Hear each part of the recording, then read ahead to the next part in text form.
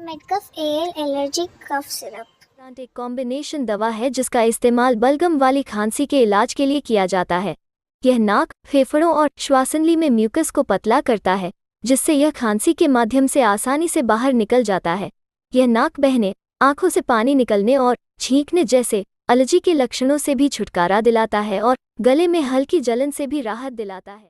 XP एक्सपेक्टोरान को doctor द्वारा सलाह दी गई खुराक और अवधि के अनुसार भोजन के साथ या बिना भोजन के लिया जाता है।